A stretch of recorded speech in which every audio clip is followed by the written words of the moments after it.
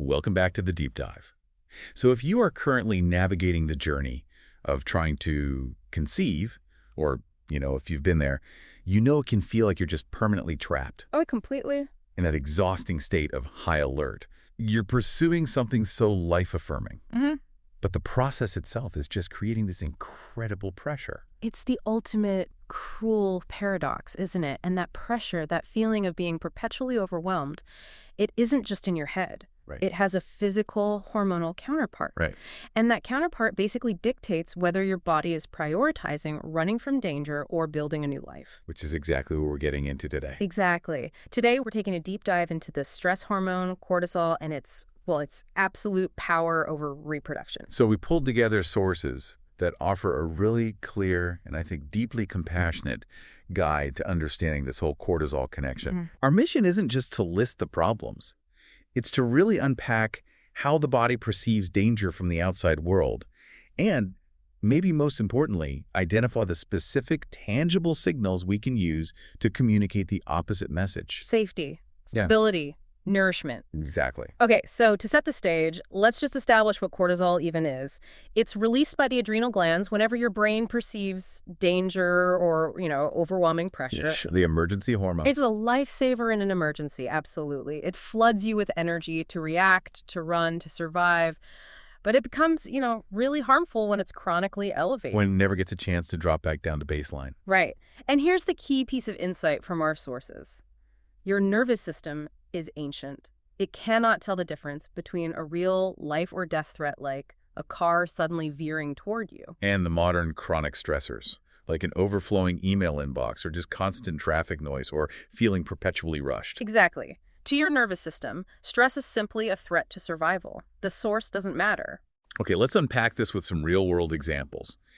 If the body reads all stress as a threat, what are the specific, often hidden sources of stress that signal danger? Right.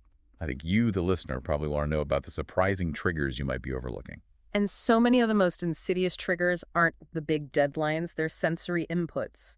Things we've just completely normalized. The environment itself. Yes, the external environment keeps our nervous system on constant high alert without us even realizing it. I mean, take sound, for instance. Loud, sudden noises, sirens, alarms, those are obvious. Sure. But chronic background noise is just as damaging. But wait, if constant background noise, the sound of the city, is read as a threat, how do people living in big, busy cities ever lower their cortisol? What do the sources say about that? That's a critical question. And the goal isn't necessarily zero noise, but managing the constant nature of it. Traffic, the TV always on, constantly having a podcast or music playing. Your brain never gets a moment of true auditory rest.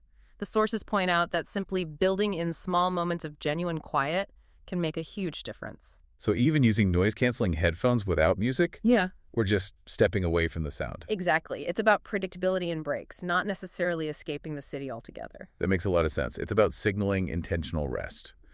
Okay, so moving on to visual stress. The brain is highly visual, so it gets overloaded easily, correct? Absolutely. Think about what we ask our eyes to process all day. Bright, harsh, artificial lighting, especially that LED blue light.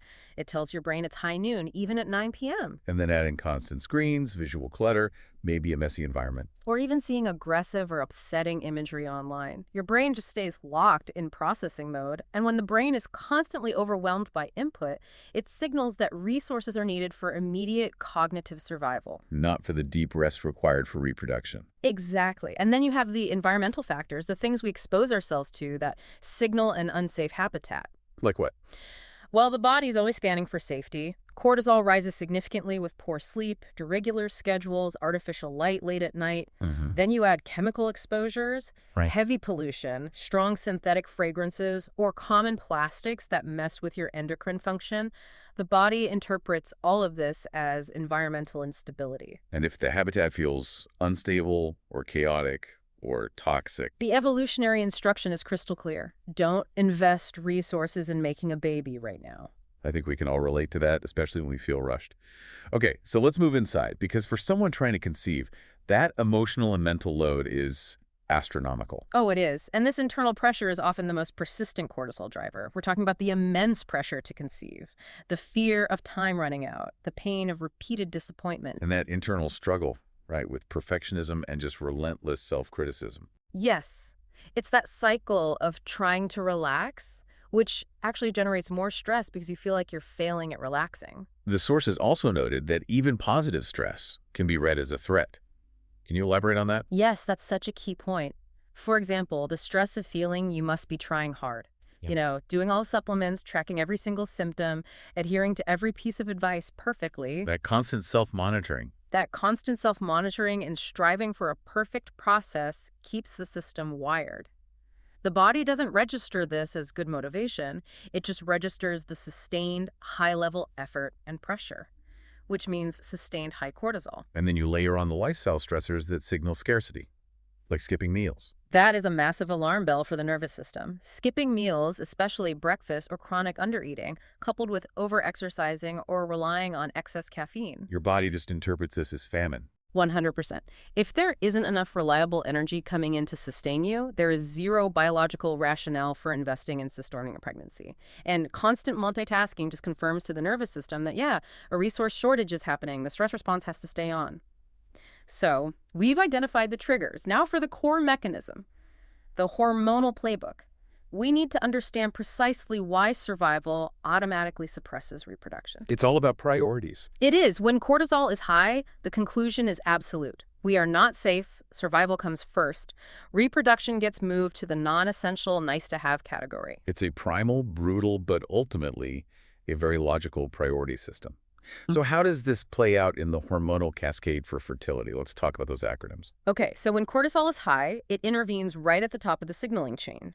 High cortisol actively suppresses GnRH. Which is, think of it as the master switch in the brain. It's the master switch. It tells the ovaries, okay, let's start the cycle. If that master switch is turned down, the whole cascade that follows is weak. Which means the messages sent to the ovaries are weak, too. Exactly. The brain's immediate messengers, LH and FSH, which are necessary for stimulating and completing ovulation, are reduced. And FSH is the follicle-stimulating hormone, and LH triggers the release of the egg. Right. And if these hormones are diminished, the whole rhythmic system is just thrown into chaos. Cortisol also directly impacts the balance of progesterone and estrogen later in the cycle. And what are the physical consequences for the cycle itself? What would you actually notice? Well, you see a whole range of issues. Delayed or even absent ovulation, really irregular cycles, short luteal phases. That's the time needed for the uterine lining to be receptive. Exactly. And generally, just disrupted or poor egg maturation. The entire rhythmic system gets derailed by that chronic alarm state. We hear a lot about egg quantity, but this also massively impacts egg quality, doesn't it? It absolutely does. Because egg maturation is a multi-month process. Yes, and this is where the detail is so important. Eggs mature over 90 to 120 days. Chronic cortisol dramatically increases something called oxidative stress. So what's that? Think of it like rust or inflammation inside the cell. That's a perfect analogy. And that rust attacks the cell's energy source. It impairs mitochondrial function. The batteries. The microscopic batteries inside every cell. An egg needs enormous amounts of energy.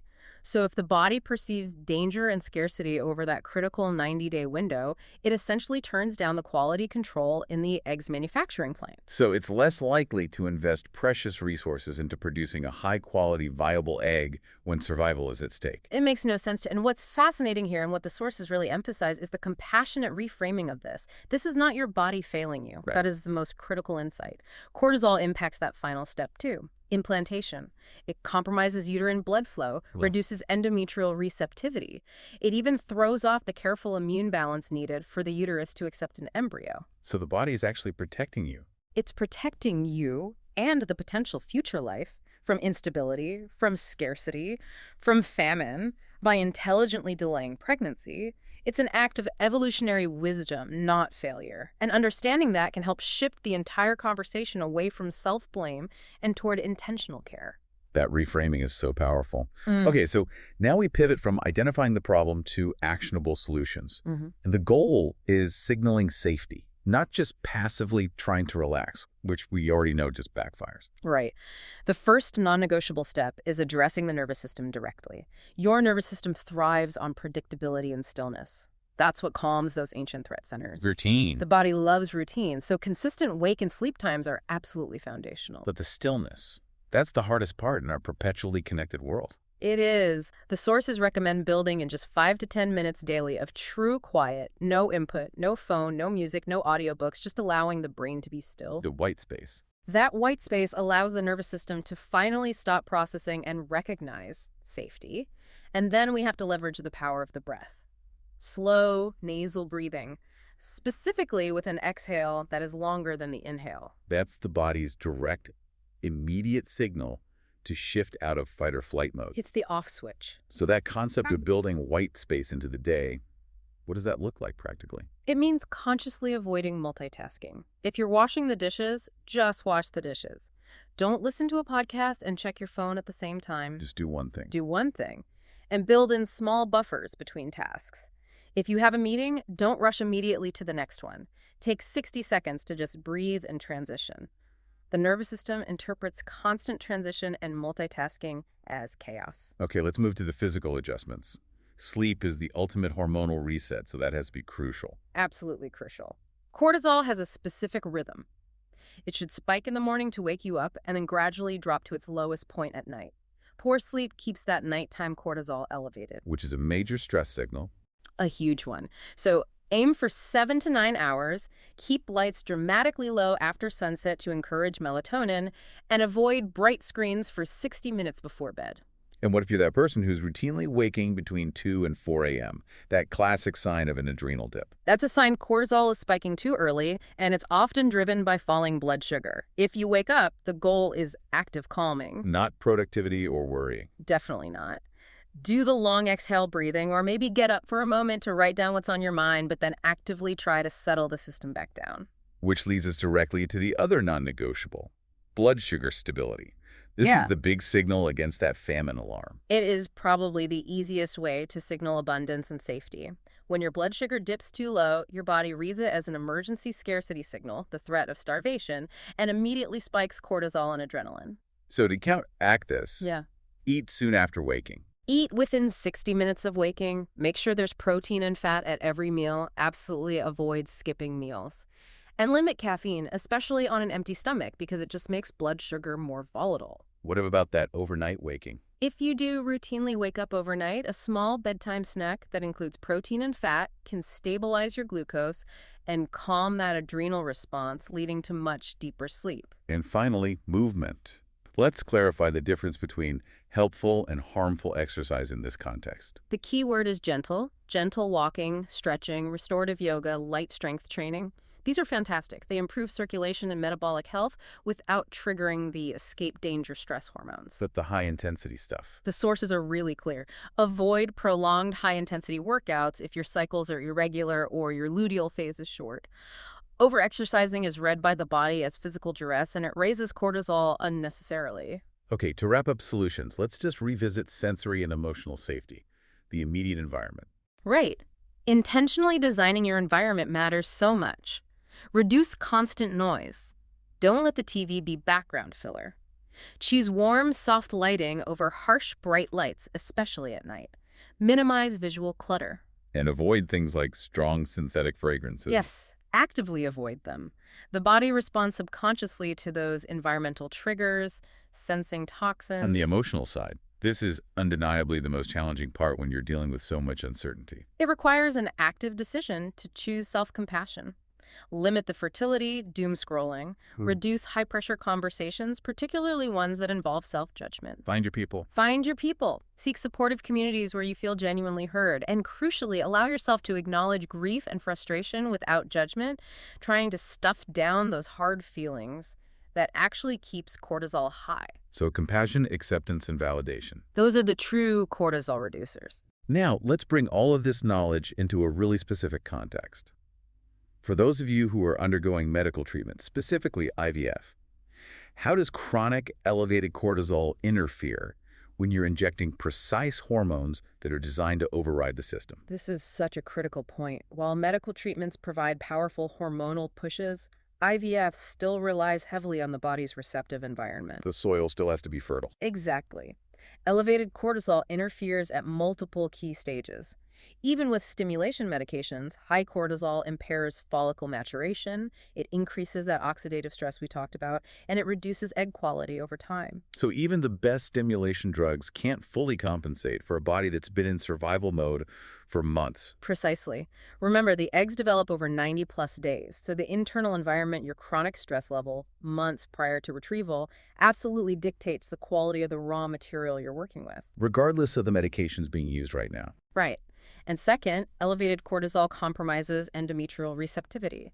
It affects uterine blood flow, it interferes with crucial progesterone signaling, and it diminishes the immune tolerance. That immune tolerance part is fascinating. It's like the body's saying, I'm under siege. I can't afford to accept this foreign object right now.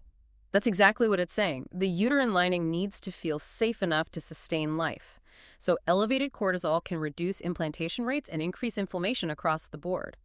IVF success relies on the body feeling safe enough to sustain the pregnancy. Even if the medical treatment provided the initial hormonal kickstart. The foundation of safety is still paramount. So if managing that internal environment is difficult, what external support systems can immediately help signal safety and make the body more receptive? Our sources highlight 2 key practices. First, acupuncture. This is a powerful tool because it directly influences the autonomic nervous system. Yeah. Research shows it can actively shift the body from sympathetic mode, that fight or flight energy, into parasympathetic mode. Rest and reproduce. It doesn't just feel good. It measurably lowers cortisol and improves blood flow to the uterus and ovaries. It literally helps your body receive rather than brace.